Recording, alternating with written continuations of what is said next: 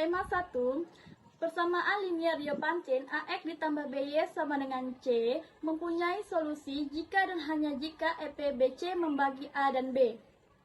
Oke, di sini saya akan menjelaskan contoh soal dari Teorema 1. Yang pertamanya itu 12X ditambah 6Y sama dengan 40. Nah, kita lihat ruas kirinya itu 12 dan 6Y. Jadi ruas kirinya itu 16 dan 26Y. Jadi EPB dari 12,6 itu 3. Nah, kita lihat ruas kanannya itu 40. Nah, 40 ini kan tidak bisa dibagi sama 3. Maka persamaan ini tidak ada bilangan bulat yang memenuhi dari 12 ditambah 6Y sama dengan 40. Nah, soal yang keduanya itu tentukan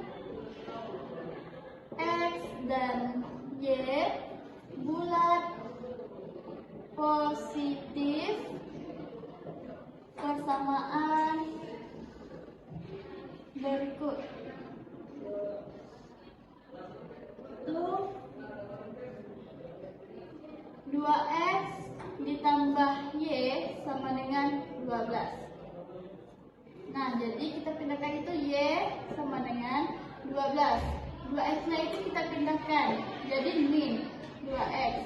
Nah, kita coba ya, X-nya itu 1. X1. Kita masukkan X-nya 1, 2 dikali 1.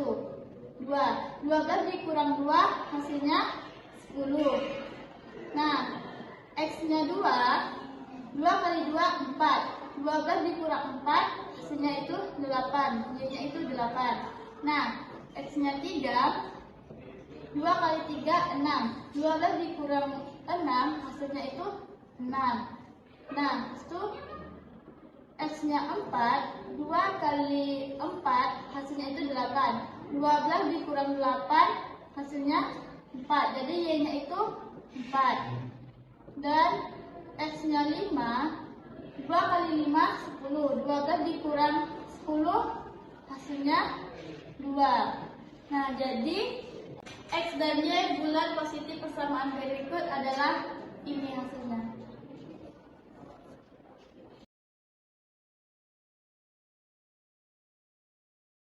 Teorema 2.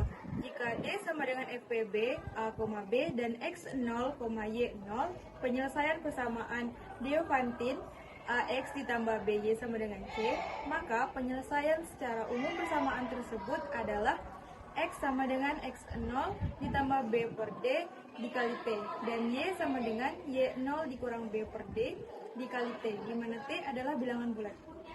Oke, sekarang kita masuk ke contoh soal dari persamaan Diophantine linear teorema kedua.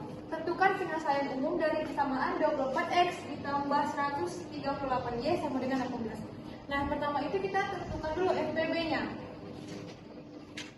FPB dari si A dan B. Caranya itu adalah kita tulis B-nya di sini. Kemudian nilai A ini kita kalikan dengan berapa supaya dapat nilai B. Jadi 24 itu dikalikan berapa supaya dapat 138. Itu nggak ada ya. Jadi kita kalau nggak ada itu kita cari nilai yang mendekati, yaitu 24 dikali dengan 5. Nah, 24 dikali dengan 5 itu 120. Jadi belum mencukupi untuk nilai 138. Sisanya adalah 18, kita tulis di sini. Kemudian nilai A-nya kita tulis di sini sama dengan 18 dikali dengan berapa supaya dapat 24, yaitu dikali dengan 1. Berarti masih ada sisanya kan? Yaitu sisanya adalah, nah, kita akan melakukan metode ini sampai mendapatkan hasil yang sama seperti yang di ruas kiri. Maksudnya tuh supaya nggak ada sisanya lagi gitu. Oke, kita lanjutkan. 18 kita tulis di sini sama dengan 6 dikalikan berapa supaya dapat 18? Itu 3. Nah, kita kan udah berhenti ya di sini karena 3 dikalikan 6 itu 18. Berarti kita udah dapat kalau FPB-nya itu 6. Oke, kita lanjut. Karena kita udah dapat FPB-nya, kita tulis di sini 6. Nah, di sini tadi 6 bisa kita peroleh dari 6 sama dengan 24 dikurang 1 dikali 18. Benar? Jadi 24 dikurang 1 dikali 18. Nah, 18 itu ya 18. Kemudian 6 sama dengan 24 dikurang 18 itu bisa kita peroleh juga dari ini. 18 itu bisa kita peroleh dari 138 dikurang 5 dikali 24. Ini kan sama-sama ya, ini 24, terus ini juga 24, berarti bisa kita tulis menjadi 6 dikali 24 dikurang 138. Kemudian bentuk ini kita kalikan dengan, sama-sama kita kalikan dengan 3. Kenapa kita kalikan dengan 3? Karena nilai C tadi adalah 18. Kemudian FPB-nya adalah 6. Jadi 18 dibagi 6 adalah 3. 18 sama dengan 18 dikali 24 dikurang 3 dikali 138. Nah, dari sini kita tahu kalau nilai X0-nya itu adalah 18 dari sini. Kemudian nilai Y0-nya adalah minus 3. Nah, yang ditanya adalah penyelesaian umumnya. Kita tahu kalau dari video sebelumnya kalau X itu sama dengan X0 ditambah B per D dikali T. Jadi X0-nya adalah 18, B-nya adalah 138 per D-nya itu sama dengan FPB. FPB-nya adalah 6 dikali T. Jadi 18 ditambah 23T. Inilah nilai X. Oke, kemudian kita lanjut untuk Y-nya. Y itu adalah Y0 dikurang A per D dikali T. Y0 tadi adalah minus 3. Minus 3 dikurang 24 per 6 dikali T. Minus 3 dikurang 4T.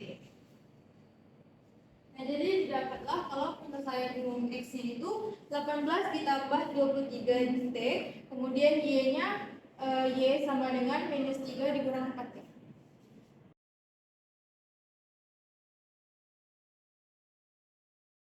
Selanjutnya yang kedua yaitu persamaan Diophantine non-linear. Nah, apa sih persamaan Diophantine non-linear ini? Persamaan Diophantine non-linear adalah suatu persamaan yang memiliki pangkat lebih dari 1. Nah, persamaan umum dari persamaan Diophantine non-linear ini adalah X pangkat N ditambah Y pangkat N sama dengan Z pangkat N, di mana N-nya adalah suatu bilangan bulat. Nah, di dalam persamaan Diophantine non-linear itu ada bentuk-bentuk khususnya. Nah, itu ada dua. Yang pertama yaitu dalam bentuk lingkaran. Maka persamaan Diophantine-nya adalah X pangkat 2 ditambah Y pangkat 2 sama dengan Z pangkat 2. Nah, selanjutnya yaitu dalam bentuk polinomial. Nah, di mana N-nya itu lebih dari 2. Nah, persamaan umumnya kan tadi X pangkat N ditambah Y pangkat N sama dengan Z pangkat N.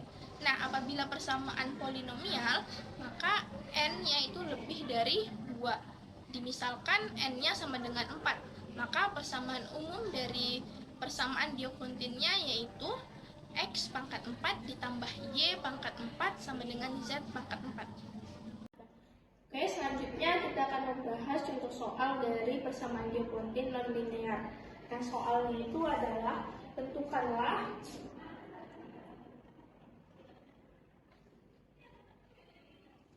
bilangan bulat yang memenuhi persamaan 1/x ditambah 1/y sama dengan 1/4. Nah, yang pertama yang harus kita lakukan yaitu menyamakan penyebutnya. Nah, kita samakan penyebutnya dengan x, y. Selanjutnya, xy dibagi x, y dikali 1, y ditambah xy dibagi y, x kali 1, x sama dengan 1/4. Nah, langkah selanjutnya kita mengambil silangkan y tambah x dikali 4. Setelah itu xy dikali sama 1. Y tambah x kali 4 menghasilkan 4y ditambah 4x sama dengan x kali y dikali 1 menghasilkan xy. Nah, selanjutnya kita akan memindahkan 4y sama dengan 4x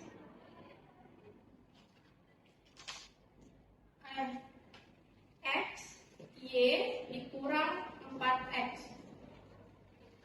Nah, selanjutnya kita akan faktorkan hasil dari x y dikurang 4x menjadi x y dikurang 4.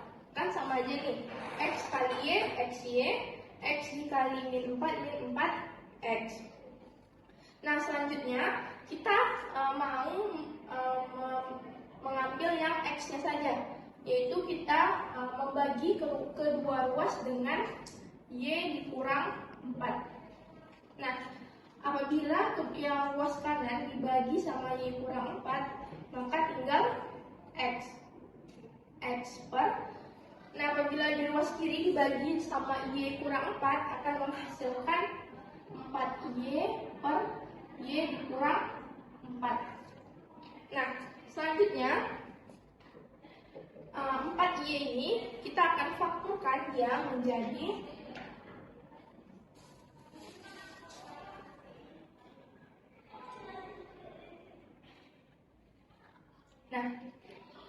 menjadi 4 dikali y dikurang 4. Nah, 4 dikali y 4y, udah pas nih. Nah, 4 dikali min 4 kan min 16. Nah, supaya min 16 ini jadi 0, maka kita tambah dengan 16 per y dikurang 4.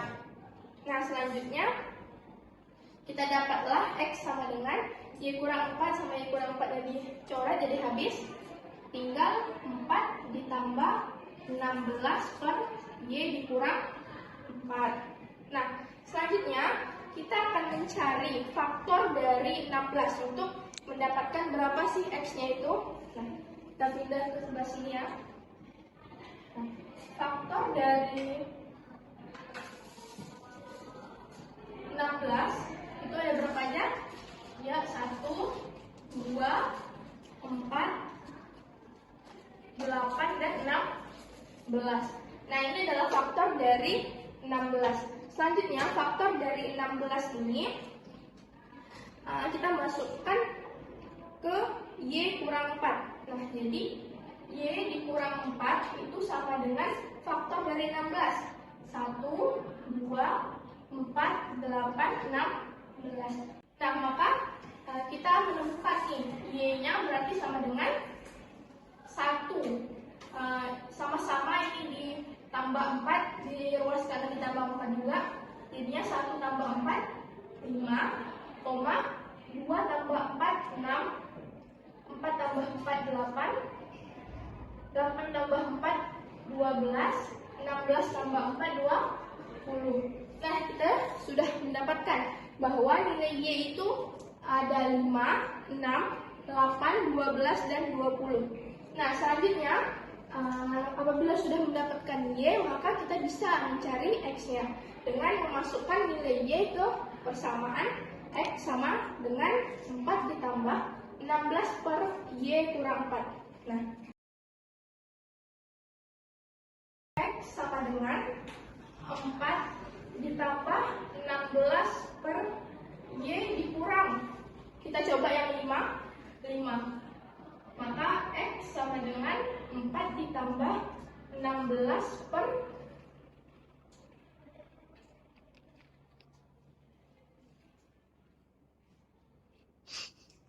5 kurang 4. 5 kurang 4, 1. Jadi X sama dengan 4 ditambah 16 sama dengan 20. Maka X-nya yang pertama itu adalah 20. Selanjutnya X sama dengan yang kita masukkan Y-nya sama dengan 6. Maka akan dapat 4 ditambah 16 per 6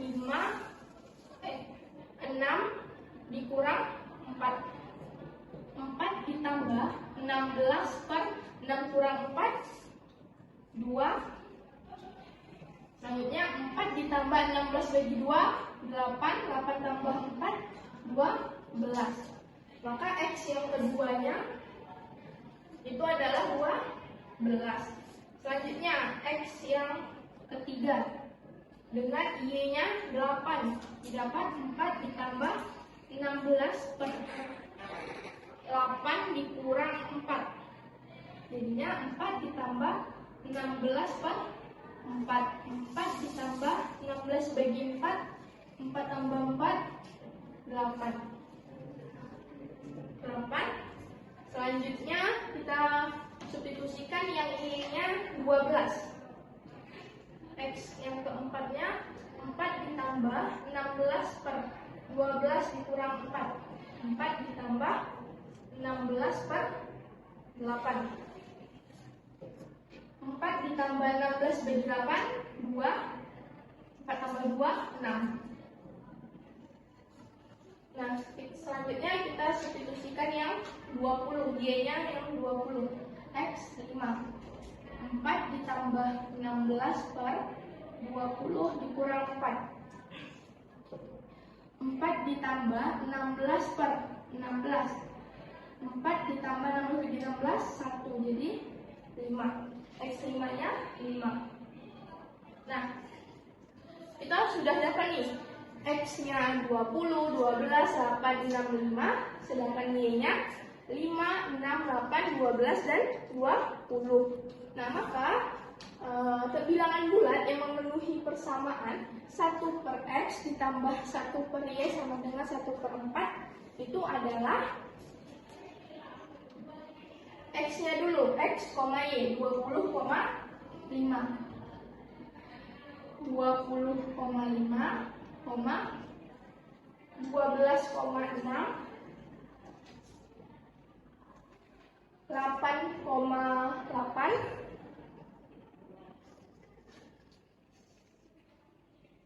6,12, dan 5,20. Nah, ini adalah jawabannya.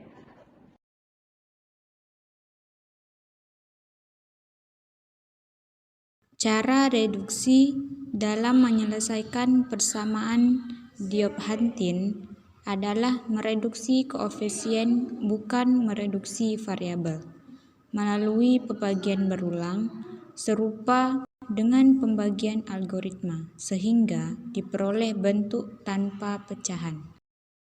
Reduksi persamaan Diophantine adalah suatu metode untuk menemukan solusi integer dari persamaan linear berbentuk AX tambah BY sama dengan C, di mana A, B, dan C adalah bilangan bulat. Berikut ini langkah-langkah reduksi. Yang pertama, mencari solusi khusus. Temukan satu solusi khusus dari persamaan dengan mencoba nilai-nilai untuk X atau Y. Yang kedua, menentukan solusi umum. Setelah menemukan solusi khusus, Gunakan sifat bahwa solusi dari persamaan Diophantine dapat dinyatakan dalam bentuk X sama dengan X0 ditambah K dikali T dan Y sama dengan Y0 dikurang A per B dikali K dikali T, di mana K adalah bilangan bulat. Yang ketiga, mengidentifikasikan solusi integer. Dari solusi umum, kita dapat menentukan nilai K untuk menghasilkan solusi integer yang diinginkan. Selanjutnya kita gunakan cara reduksi. Reduksi dalam persamaan Diophantine ini. Kita langsung masuk ke contoh soal, yaitu tentukan solusi dari 4x tambah 5y sama dengan 10. Di mana sudah kita ketahui nih kan, A-nya itu 4, B-nya itu 5, B-nya 5, dan C-nya itu 10. Nah, kita mencari dulu nih FPB-nya. FPB dari AB itu kita udah tahu 4 dan 5, yaitu 1. Untuk mencari solusi awalnya, kita mau mencari dulu nih nilai X dan nilai Y. Apabila disubstitusikan dapat akan menghasilkan 10. Jadi kita cari dulu nih bilangan-bilangan yang X dan Y apabila disubstitusikan menghasilkan 10. Nah, setelah dicari-cari yaitu dapatlah X-nya itu 0, Y 2. Kita masuklah ke soalnya. 4x ditambah 5y sama dengan 10. 4 dikali 0 ditambah 5 dikali 2 sama dengan 10. 4 dikali 0, 0. Ditambah 5 kali 2, 10. Sama dengan 10. Jadi 10 sama dengan 10. Selanjutnya kita masukkan nih ke persamaannya. Di mana rumusnya itu X sama dengan X0 ditambah B per FPB AB dikali T. Ini X0-nya itu 0 ditambah 0 ditambah B-nya tadi 5. Jadi 5 dikali T sama dengan 5T. Selanjutnya Y sama dengan Y0 ditambah dikurang ya. Jika X tambah berarti maka Y minus A per FPB AB kali T. Nah, Y0 tadi Y tadi 2 dikurang A-nya 4. Berarti 2 dikurang 4 dikali T sama dengan 2 kurang 4T. Jadi solusi akhirnya X sama dengan 5T dan Y sama dengan 2 dikurang 4T.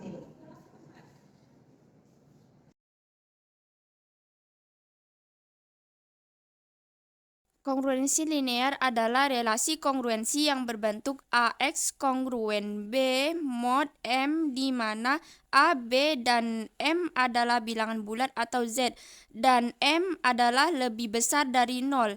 Dalam persamaan ini, X adalah bilangan bulat yang membuat relasi kongruensi menjadi benar dan X adalah residu terkecil dari mod M. Baiklah, di sini saya akan menjelaskan tentang kongruensi, yaitu persamaan Diophantine. Nah, soalnya yaitu tentukanlah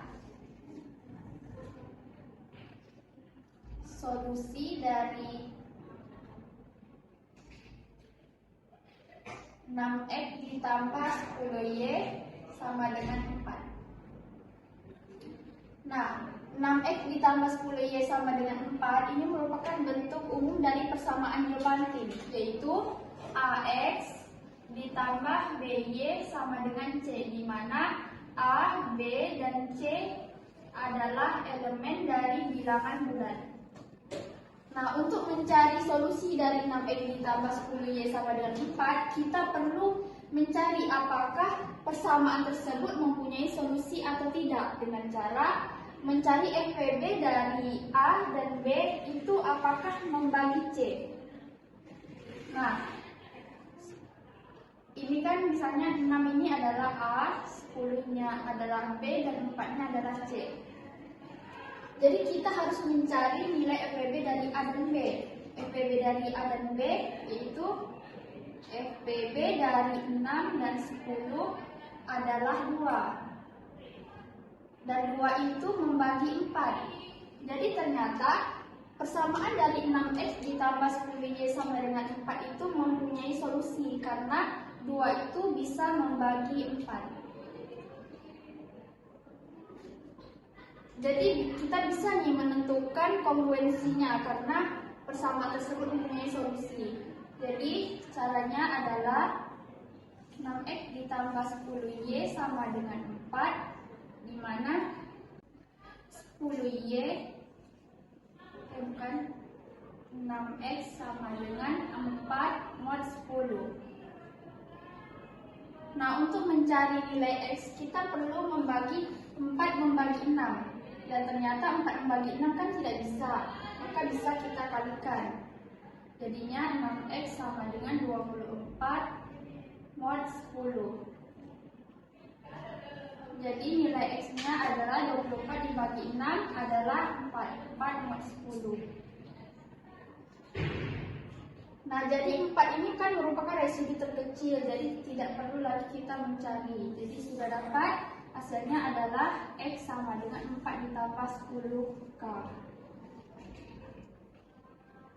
Terus langkah selanjutnya adalah kita mensubstitusikan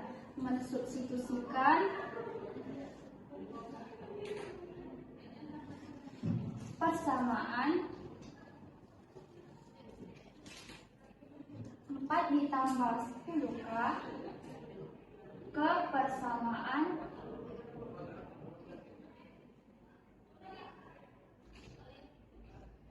6X ditambah 10Y sama dengan 4.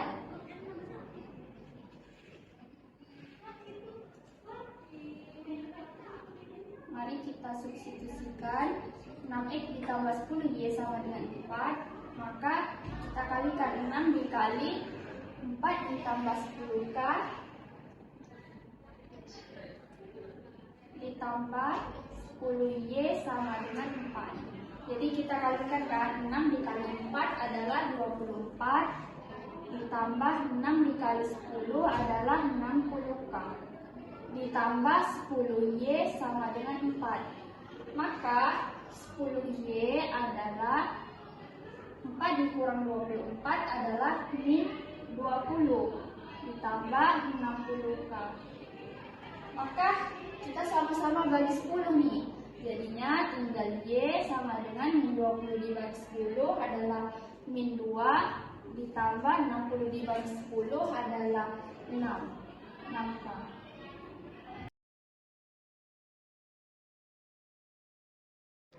Pembuktian teorema ini sering menggunakan prinsip induksi matematika untuk menunjukkan bahwa setiap bilangan komposit dapat dinyatakan sebagai hasil kali faktor-faktor primanya. Seperti 1. Kasus basis. Jika n sama dengan 2, maka n adalah bilangan prima. 2. Kasus induksi. Misalkan pernyataan berlaku untuk n sama dengan k, yaitu setiap bilangan bulat positif k lebih besar dari 1, dapat dinyatakan sebagai hasil perkalian bilangan-bilangan prima. 3. Kasus induksi terus. Kita akan membuktikan bahwa pernyataan berlaku untuk n sama dengan k ditambah 1. Yang pertama, jika k ditambah 1 adalah bilangan prima, maka bukti selesai.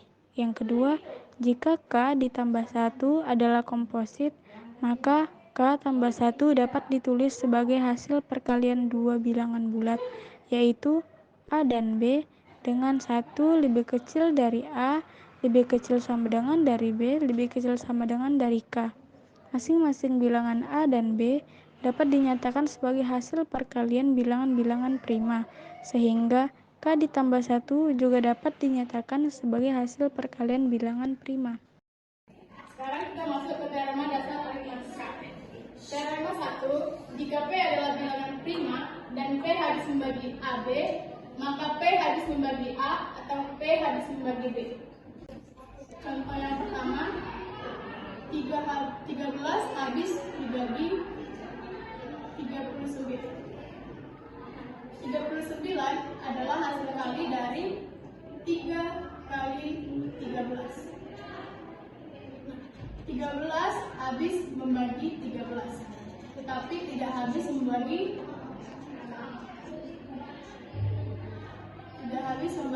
3. Jadi salah satu dari dua faktor ini ada yang habis dibagi dengan P-nya, yaitu 13.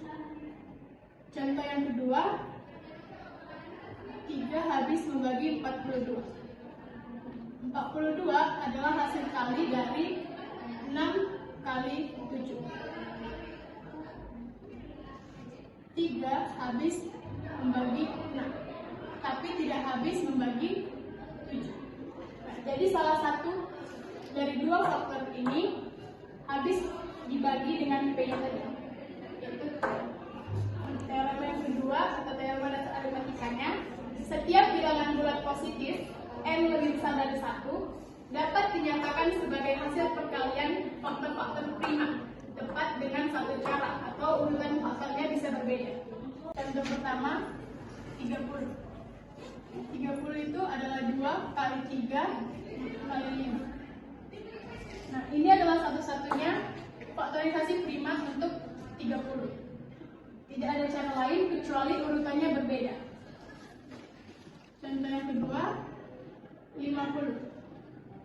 50 adalah 2 kali 5 kali 5 atau 2 kali 5 kuadrat. Nah, ini adalah satu-satunya cara untuk memfaktorkan 50 menjadi perkalian prima.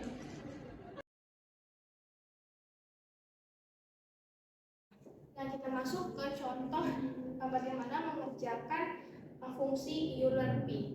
Nah, sebagai contoh, fungsi Euler P dari sigma 3. Nah, kan kita tadi sudah mengetahui nih bahwa fungsi Euler itu adalah jumlah dari bilangan bulat yang menghasilkan FPB M-nya itu adalah sama dengan 1. Nah, sekarang kita cek bilangan bulatnya. Yang pertama, bilangan M-nya sama dengan 1, N-nya 3. Nah, FPB dari 1 dan 3 adalah 1. Nah, berarti angka 1 itu masuk ke dalam fungsi Euler dari 3. Kita tulis di sini 1. Selanjutnya, M-nya kita ganti 2. Nah, FPB dari 3 dan 2 itu 1. Nah, berarti 2 ini termasuk dari fungsi Euler 3, 2. Nah, kan tadi M lebih kecil daripada N. N-nya sudah 3, berarti M-nya harus lebih kecil daripada 3. Berarti angka 3 dan seterusnya tidak kita coba lagi. Nah, maka didapat fungsi Euler dari sigma 3. Fungsi Euler itu kan jumlah bilangan bulatnya. Kita hitung bilangan bulatnya ada berapa? 1 dan 2. Berarti 1, 2. Berarti jumlahnya ada 2. Nah, jadi fungsi Euler dari sigma 3 adalah 2. Nah, untuk mempermudah kita dalam menyelesaikan fungsi Euler ada beberapa teorema. Yang pertama, ada teorema yang pertama, dia mengatakan untuk P bilangan prima. Bilangan prima itu kan 1, 2, 3, 5, 7, 9 dan seterusnya. Maka fungsi Euler dari sigma P-nya adalah P dikurang 1. Nah, sama kayak gini tadi. 3 itu kan termasuk bilangan prima nih. Nah, maka caranya kalau kita menggunakan teorema, langsung saja. P-nya berapa? 3. Kurang 1. 3 kurang 1, 2. Maka hasil dari fungsi Euler P dari 3 adalah 2. Contohnya lagi. Misalnya kita ingin mengetahui fungsi Euler dari sigma 7. 7 ini kan adalah bilangan prima. Nah, maka caranya kalau jika menggunakan teorema langsung saja. P dikurang 1. P-nya 7 dikurang 1. Hasilnya 6. Maka langsung kita dapatkan dengan menggunakan teorema bahwa fungsi Euler Pi dari sigma 7 itu sama dengan 6 dan seterusnya. Jadi selagi dia bilangan prima, maka kita bisa menggunakan teorema yang pertama ini. Nah, selanjutnya kita masuk ke teorema 2. Teorema 2 mengatakan untuk P bilangan prima di mana lebih dari 1, n-nya lebih dari 1, maka fungsi Euler sigma P pangkat n itu sama dengan P pangkat n dikurang P pangkat n kurang 1. Nah, contoh. Kita ingin mengetahui fungsi Euler Pi sigma dari 16. Nah,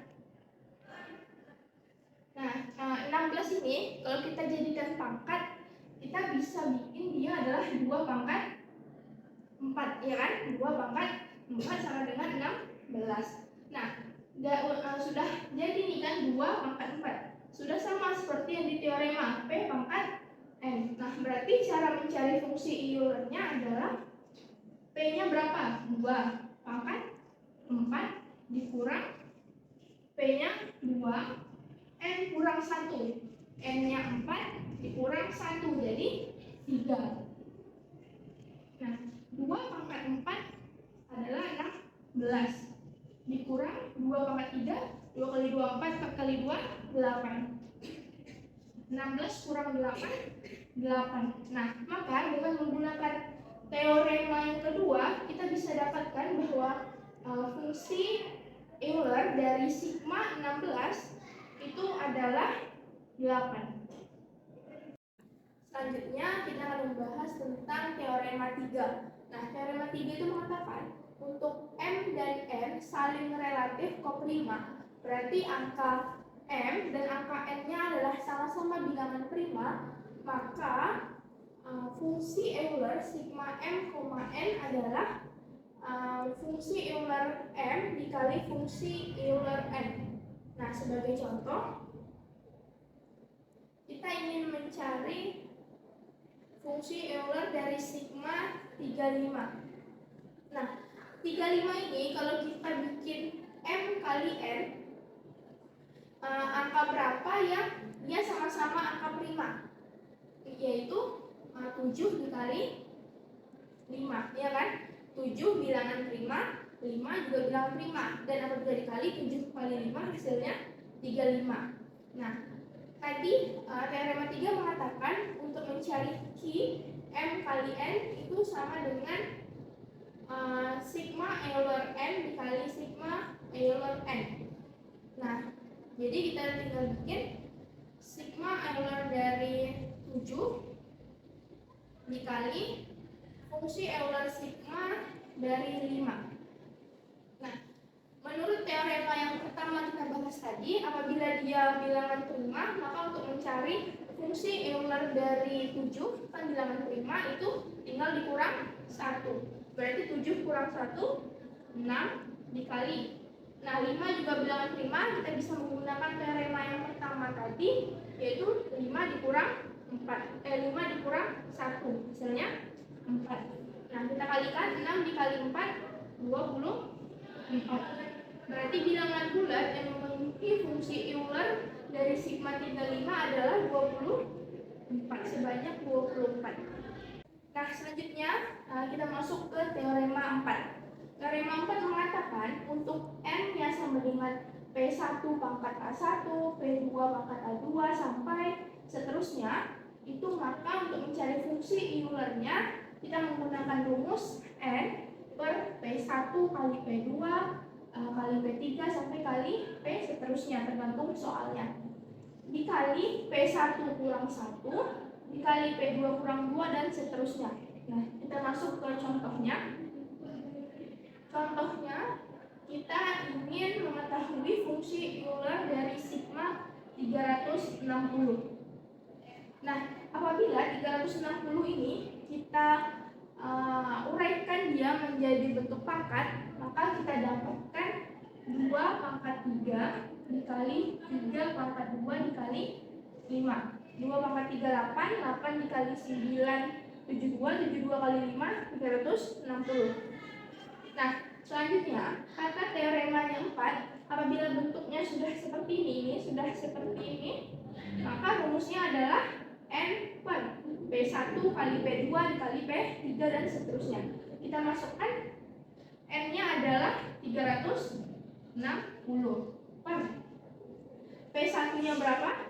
2, P2-nya 3, P3-nya 5. Kita masukkan 2 dikali 3 dikali 5. Nah, seterusnya teorema 4 mengatakan dikali P1 dikurang 1. P1-nya tadi 2 dikurang 1. Nah, selanjutnya rumus dari teorema 4 dikali P1 dikurang 1. Nah, kita ketahui bahwa P1-nya tadi 2. 2 dikurang 1 dikali P2. P2-nya 3, maka 3 dikurang 1 dikali P3-nya 5, 5 dikurang 1. Maka kita dapatkan 360 dibagi 2 kali 3, 6, 6 kali 5, 30. Dikali 2 kurang 1, 1, 3 kurang 1, 2, 5 kurang 1, 4.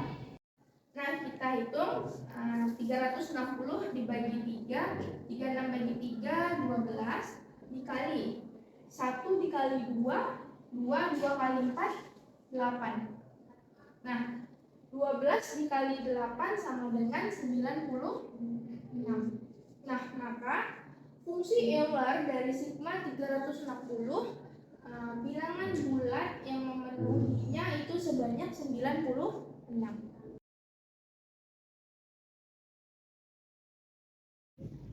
Jadi fungsi sigma itu adalah fungsi jumlah pembagi bilangan bulat positif n. Seperti yang kita lihat di sini, kita masuk ke contohnya. Sigma kita masukkan bilangan 10. Nah, bilangan yang habis dibagi 10 itu adalah 1, 2, 5, dan bilangan itu sendiri. Nah, jadi bilangan yang di sini adalah bilangan yang bisa dibagi dengan 10. Terus kita jumlahkan bilangan tersebut. 1 tambah 2 ditambah 5 ditambah 10. Hasilnya 18. Itu pengertian dari fungsi sigma. Selanjutnya kita masuk ke teorema 1 fungsi sigma untuk bilangan prima. Di sini ada sigma P sama dengan 1 ditambah P. Jadi maksudnya itu adalah untuk bilangan prima hanya bisa dibagi dengan 1 dan bilangan itu sendiri. Contohnya sigma 5 itu hanya bisa dibagi dengan 1 dan bilangan itu sendiri. Seperti itu. Selanjutnya kita masuk ke teorema 2. Itu ada fundamental aritmatika. Apabila kita mencari sigma P pangkat K sama dengan 1 ditambah P tambah P pangkat 2 tambah P pangkat 3 tambah P pangkat K, itu rumusnya sigma P pangkat K sama dengan 1 P pangkat K tambah 1 kurang 1 per P kurang 1. Kita masuk ke contoh soal.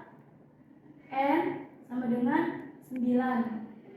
Nah, 9 itu dari 3 dipangkat 2. Kita masukkan ke dalam rumusnya. 3 pangkat 2, 2 ditambah 1 itu 3. Jadi di sini kita bikin 3 dipangkat 3 dikurang 1 per P-nya 3 dikurang 1 3 dikali 3, 9 kali 3, 27, kurang 26 per 2, itu berarti 13. Seperti itu. Oke, selanjutnya kita masuk lagi ke teorema terakhir, teorema 3 untuk bilangan prima tidak tunggal. Ketika n sama dengan P1 pangkat K1, P2 pangkat K2, P3 pangkat K3 sampai PR pangkat KR, itu rumusnya adalah sigma n sama dengan P1 pangkat K tambah 1 dikurang 1 per P1 dikurang 1 dikali P2 pangkat K2 tambah 1 dikurang 1 per P2 kurang 1. Selanjutnya seperti itu. Langsung kita masuk ke contoh soalnya. Sigma 360 sama dengan bilangannya itu ada 2 pangkat 3 dikali 3 pangkat 2 dikali 5. Terus kita masuk ke sini, kita masuk ke rumus 2 3 tambah 1 itu 4 dikurang 1. Terus P nya 2 dikurang 1. Terus kita kali dengan ini, P2 nya pangkatnya 2 ditambah 1 jadi 3. Jadi 3 dikurang 1 per 3 dikurang 1 dikali P3 nya ininya juga ditambah jadi 2, bilangannya 5 pangkat 2 kurang 1 per 5 kurang 1. Nah kita hitung dari 2 pangkat 4 itu 16 dikurang 1, 2 kurang 1 1, 3 pangkat 3 itu 9 dikurang 1, 3 kurang 1 2, 5 pangkat 2 itu 2, 5 dikurang 1, 5 kurang 1 4, 16 kurang 1 15, 9 kurang 1 8, 25 kurang 1 24. Baru hasilnya adalah 15 dikali 4 dikali 6, hasilnya 360. Jadi sama.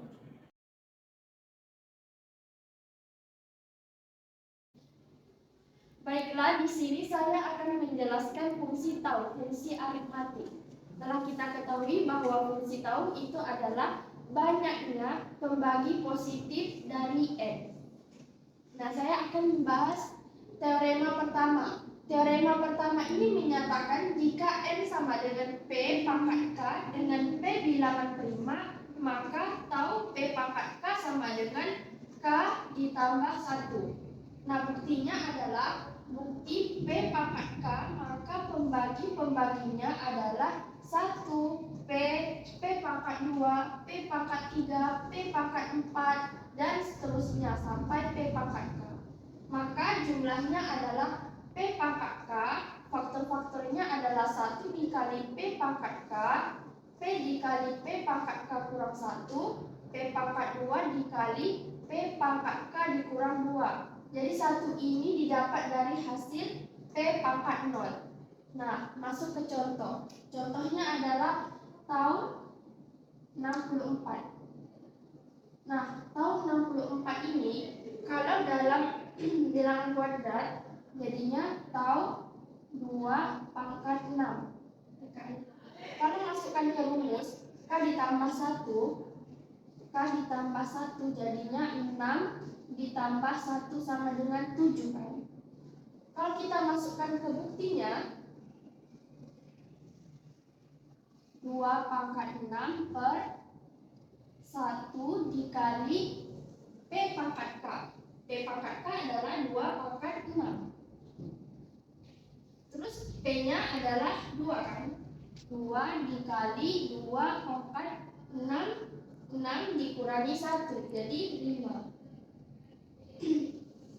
Terus P pangkat 2. P pangkat 2 adalah 2 dipangkat 2 dikali 2 pangkat 6 dikurangi 2 jadinya 4.